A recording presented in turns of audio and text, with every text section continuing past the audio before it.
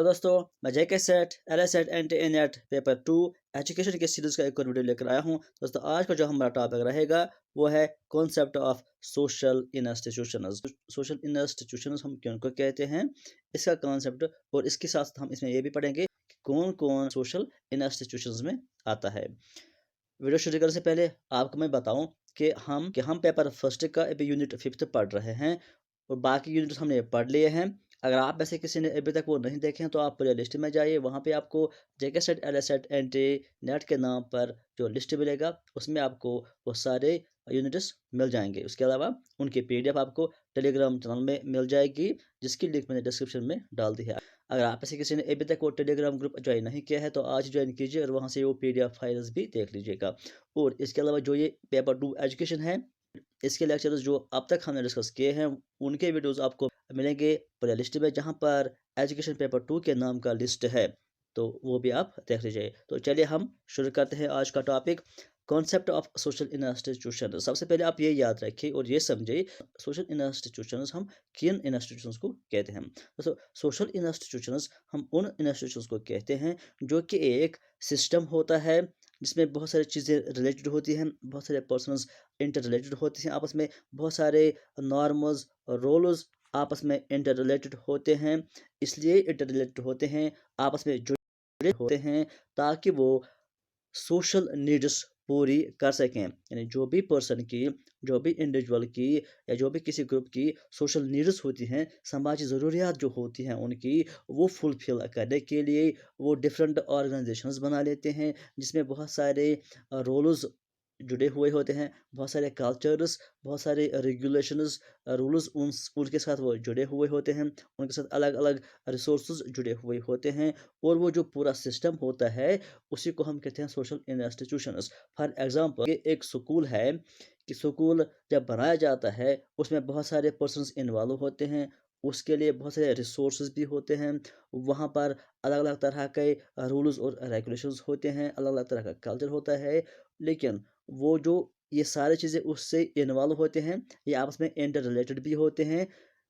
लेकिन किस लिए इंटर रिलेटेड होते हैं, उनका मकसद ये है कि वो अपने समाज के जो भी बच्चे हैं, जो भी पर्सनस वहाँ पर हैं, उनको अच्छी तालीम दे, नॉलेज प्रोवाइड करें, उनके अंदर इंटेलिजेंस पैदा करें। तो ये एक समाज ज़रूरत है, इसीलिए वो एक ऑर्गेनाइजेशन बनाई जाती है, तो वो बन जाता है सोशल इंस्टीट्यूशंस। इसी तरह से अगर हम बात करेंगे कि एक रिलीजियस प्लेस, चाहे वो टेंपल है, चाहे वो मॉस्क है, वो इसलिए बनाई जाती है कि वहाँ पर जो लोग आएंगे उससे जुड़ेंगे, उनको मज़हब के बारे में सिखाया जाएगा, वो मज़हब के बारे में जानेंगे, उनको ज़िंदगी गुजारने के कुछ वैल्यूज़ उनको प्रोवाइड किए जाएंगे, या कुछ और रिलीजियस से रिलेटेड वहाँ पे फंक्शंस की जाएंगी। तो ये भी समाजी उनकी ज़रूरत है।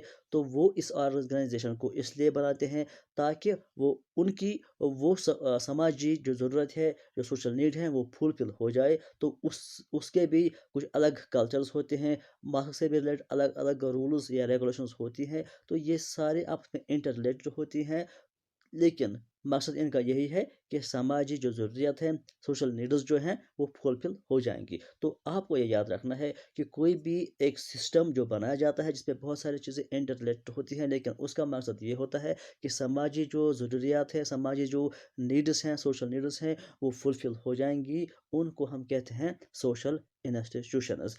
अब हम यहाँ पर बात करेंगे कि एलिमेंट्स ऑफ सोशल इंस्टीट्यूशंस, यानी उसमें क्या क्या एलिमेंट्स, मतलब कि जिसमें उसके अंदर कौन कौन सा जूस इन्वॉल्व होता है। उसमें यही चीज़ जो हमने अभी बात की कि उसमें पहले ग्रुप ऑफ पीपल जो होता है वो उससे रिलेटेड होता है, चाहे स्कूल की बात करेंगे हम, चाहे मॉस्क की बात करेंगे, टेम्पल की बात करेंगे, या कोई बिजनेस सेक्टर है जिसमें बैंक्स आते हैं, उसकी हम बात करेंगे। सबसे पहले उसमें एक ग्रुप ऑफ पीपल जो होता है वहाँ, उससे वो इंटर रिलेटेड होता है। तो ग्रुप ऑफ पीपल एक एलिमेंट बनता है उस सोशल इंस्टीट्यूशन का। उसके बाद उससे रिलेटेड अलग अलग रिसोर्सेज होते हैं, हर एक चीज़, अगर वो स्कूल है उसको भी उसके रिलेटेड भी कोई रिसोर्स होता है, अगर वो टेम्पल है या मास्क है उससे भी रिलेटेड रिसोर्सेज होते हैं, अगर वो कोई और बिजनेस सेक्टर है तो वहाँ पर भी उसके साथ रिसोर्सेज रिलेटेड होती है, तो वो भी एक एलिमेंट बनता है सोशल इंस्टीट्यूशंस का। उसके बाद वहाँ पर अलग अलग कल्चर होता है। स्कूल में अलग तरह के रूल्स रेगुलेशंस कल्चर होता है। मॉस्क या टेम्पल में अलग तरह के रूल्स या रेगुलेशंस होते हैं। इस तरह से बिजनेस सेक्टर में जिसमें हम बैंक्स की बात करते हैं, वहाँ पर अलग रूल्स और रेगुलेशंस होते हैं। तो वो रूल्स और रेगुलेशंस नॉर्म्स वो भी एक एलिमेंट होती हैं इन सोशल इंस्टीट्यूशंस का। तो ये सारी चीज़ें आप याद रखना है कि जो भी चीज़ें इन्वॉल्व होती हैं, जो भी चीज़ें इंटर रिलेटेड होती हैं इन सोशल इंस्टीट्यूशंस में, उनको हम कहते हैं एलिमेंट्स ऑफ सोशल इंस्टीट्यूशंस। इन सारे चीज़ों का, इन सारे एलिमेंट्स का मकसद यही होता है कि किस तरह से एक समाजी जो ज़रूरियात है जिसके लिए वो इंस्टीट्यूशन बनाया गया है, किस तरह से वो चीज़ें फुलफिल हो जाएंगी। तो ये इनका बेसिक मकसद होता है। उसके बाद हम करेंगे बात कि कैरेक्टरिस्टिक्स ऑफ सोशल इंस्टीट्यूशंस, यानी किस तरह की क्वालिटीज़, किस तरह की खसूसियत होती है इनके अंदर कि जो ये सोशल इंस्टीट्यूशंस होती हैं। ये पॉइंट्स आपको याद रखने हैं, ये क्वेश्चन में अक्सर आते हैं। सबसे पहला आपको पॉइंट ये याद रखना है कि सोशल इंस्टीट्यूशंस जो होती हैं वो यूनिवर्सल होते हैं। यूनिवर्सल का मतलब वो हर जगह होती हैं। अगर आप इंडिया की बात करेंगे, इंडिया में भी आपको स्कूल्स मिलेंगी, इंडिया में भी आपको फैमिलीज मिलेंगी। फैमिली भी एक सोशल इंस्टीट्यूशन है। इंडिया में भी आपको मॉस्क्स टेम्पल्स मिलेंगी। अगर आप यूएस में जाएंगे, वहाँ पर भी आपको फैमिली मिलेंगी, वहाँ पर भी आपको स्कूल्स मिलेंगे, वहाँ पर भी आपको ये रिलीजियस प्लेसेस मिलेंगी। आप किसी और कंट्री में जाएंगे, दुनिया की किसी भी जगह पे आप जाएंगे, हर एक जगह पर आपको ये सोशल इंस्टीट्यूशंस मिलेंगे। तो इसलिए उनको कहते हैं कि सोशल इंस्टीट्यूशंस आर यूनिवर्सल। उसके बाद दूसरा पॉइंट आपको ये याद रखना है कि they vary from time to time, लेकिन टाइम टू टाइम ये चेंज होते हैं। जो आज से 20 साल पहले स्कूल थे, उस तरह के स्कूल्स आज नहीं है। स्कूल्स उस टाइम भी थे, आज भी, लेकिन पास्ट में अलग तरह के स्कूल्स थे, आज अलग तरह के स्कूल्स है। टाइम टू टाइम वो चेंज होते हैं। या रिलीजियस प्लेस आप देख लीजिए, या कोई बिजनेस सेंटर, बैंक्स वगैरह, आप खुद देख लेंगे कि टाइम टू टाइम ये चेंज होते हैं, लेकिन हमेशा होते हैं और हर जगह होते हैं। उसके साथ साथ अक्रॉस कल्चर, यानी कल्चर टू कल्चर भी ये चेंज होते हैं।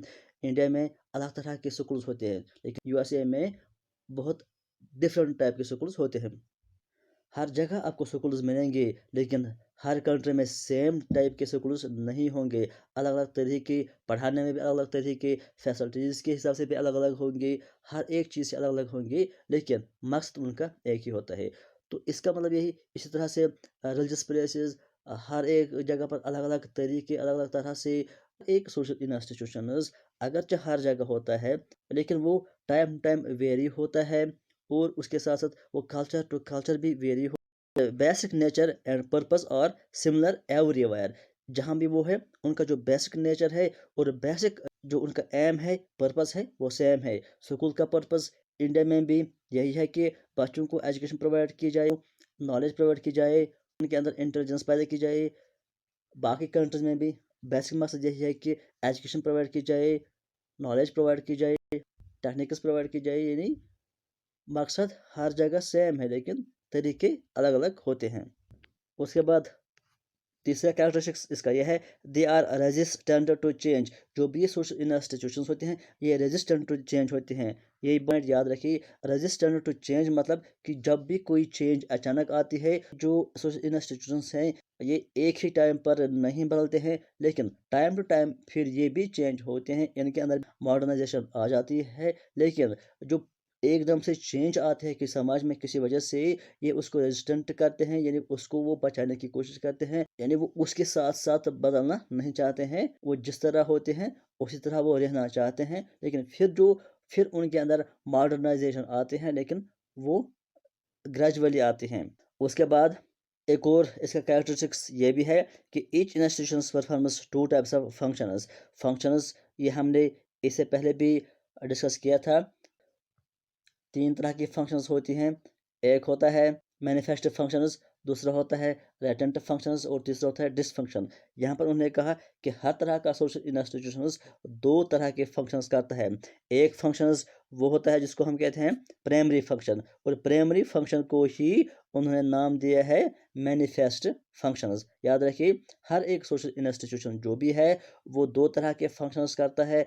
एक होता है प्राइमरी फंक्शन, जिसको हम कहते हैं मैनिफेस्ट फंक्शन, या इसको हम कहते हैं डायरेक्ट फंक्शन या एक्सप्लिसिट फंक्शन। ये सारा उसी को, यानी जो बेसिक एम होता है उस फंक्शन को ये कहते हैं मैनिफेस्ट फंक्शन। उसके बाद जो दूसरा है वो है सेकेंडरी फंक्शन, यानी जो खुद ब खुद उस ज़रूरी फंक्शन जो होता है, जो मेन मकसद जो होता है, उसके साथ साथ कुछ और चीज़ें भी वहाँ से मिल जाती हैं, उनको कहते हैं हम सेकेंडरी फंक्शंस या इनडायरेक्ट फंक्शंस, या इसी को कहते हैं लेटेंट फंक्शंस। जो यहाँ पर है लेटेंट फंक्शंस, यानी जो बेसिक मकसद नहीं होता है लेकिन जो हासिल होता है जब हम बेसिक मकसद हासिल कर रहे होते हैं।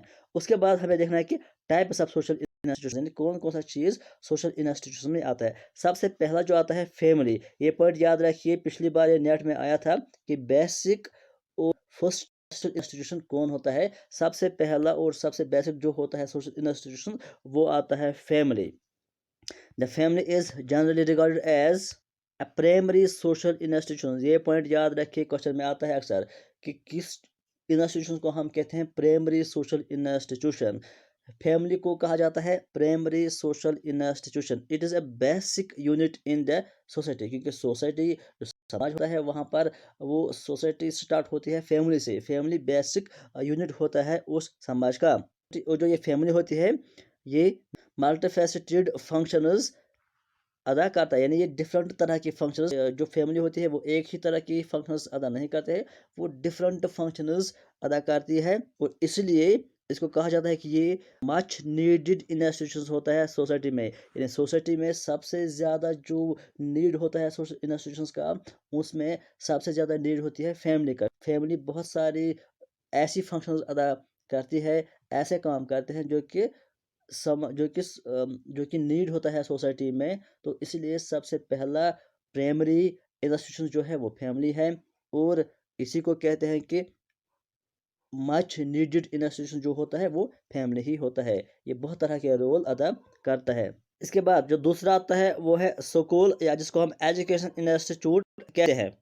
तो स्कूल या एजुकेशन इंस्टीट्यूट, इसका काम क्या होता है? इसका सबसे पहला काम ये होता है कि it is responsible for the systematic transmission of knowledge, यानी जो नॉलेज को ट्रांसमिट करना, एक जनरेशन से दूसरे जनरेशन तक ट्रांसफ़र करना नॉलेज को, ये काम किसका होता है? ये काम होता है स्कूल या एजुकेशन इंस्टीट्यूशन का। इसके अलावा स्किल्स ट्रांसफ़र करना, ये भी काम होता है स्कूल या एजुकेशन इंस्टीट्यूशन का। उसके बाद cultural values generation to generation transfer करना, ये भी काम होता है स्कूल का। It is one of the most influential institutions in contemporary societies, यानी सबसे ज़्यादा इन्फ्लुएंशियल उन इंस्टीट्यूशन में एक इंस्टीट्यूशन ये भी है जो सबसे ज़्यादा अहम रोल और बहुत ही ज़रूरी होता है, यानी बहुत इम्पोर्टेंट काम जो करता है वो ये स्कूल या एजुकेशन इंस्टीट्यूशन होता है। इसका बहुत असर होता है इस सोसाइटी पर। उसके बाद जो नेक्स्ट आता है वो होता है सोसाइटी। सोशल इंस्टीट्यूशन में सोसाइटी भी एक अहम रोल अदा करता है। सोसाइटी का क्या मतलब है? सोसाइटी का मतलब है कि ए ग्रुप ऑफ पीपल, यानी एक ग्रुप ऑफ पीपल जो आपस में इंटर रिलेटेड होती हैं, एक कम्युनिटी बना देते हैं, लेकिन उनका उनका जो कल्चर होता है या उनका जो एम होता है वो सेम होता है, यानी वो सेम कल्चर आपस में इंटर रिलेटेड करते हैं, सेम बेसिक पर्पसेस आपस में शेयर करते हैं, उनको हम कहते हैं सोसाइटी। यानी सोसाइटी एक ऐसा ग्रुप होता है जिसमें जो भी पर्सनस, जो भी पीपल इन्वॉल्व होते हैं, उनका सेम कल्चर होता है, या हम कहेंगे इन अदर वर्ड्स कि जब जब एक सेम कल्चर के बहुत सारे लोग एक ग्रुप बनाते हैं तो उनको हम कहते हैं वो एक सोसाइटी है। वो आपस में इंटर रिलेटेड होकर रहते हैं, आपस में जो भी सोशल नीड्स होते हैं वो पूरी कर लेते हैं, तो उस ग्रुप को हम कहते हैं सोसाइटी। तो ये भी एक सोशल इंस्टीट्यूशन होता है। उसके बाद एक और इंस्टीट्यूशन जो कि इकोनॉमिक, और जिसको हम कहते हैं मार्केट इंस्टीट्यूशंस, इकोनॉमिक या मार्केट इंस्टीट्यूशंस, यानी इसमें वो इंडस्ट्री आती है या वो इंडस्ट्रीज आते हैं जो कि बाय करते हैं या सेल करते हैं गुड्स, यानी जहाँ पर गुड्स बाय किए जाते हैं, खरीद लिए जाते हैं और बेच लिए जाते हैं। इसमें एग्जांपल के तौर पर कौन कौन से आते हैं? बैंकिंग आता है, या इसमें बिजनेसेस से रिलेटेड जो भी फैक्ट्रीज कंपनियाज होती है या कैपिटलिज्म होता है, इंश्योरेंस कंपनीज होती है, यानी जो भी ये इस बिजनेस से रिलेटेड होती है इंस्टीट्यूशंस, उससे भी रिलेटेड ग्रुप ऑफ पीपल होते हैं, रिसोर्सेज होते हैं, अलग अलग नॉर्म्स कल्चर होता है, तो उसको भी हम कहते हैं सोशल इंस्टीट्यूशंस। ये भी सोसाइटी में ज़रूरी होता है, ये भी समाज में ज़रूरी होता है, और ये भी एक सोशल नीड होता है। इसको भी फुलफिल करने के लिए इन ऑर्गेनाइजेशंस या इन इंस्टीट्यूशंस को कायम किया जाता है। उसके बाद जो हमारा नेक्स्ट टॉपिक रहेगा वो है कॉन्सेप्ट ऑफ सोशल मूवमेंट्स, यानी सोसाइटी में अलग अलग टाइम पर अलग अलग मूवमेंट्स आई थी जिसको हम कहते हैं तहरीकें। तो इसको हम डिस्कस करेंगे अगले वीडियो में। आज के लिए फ़िलहाल इतना ही। Thank you.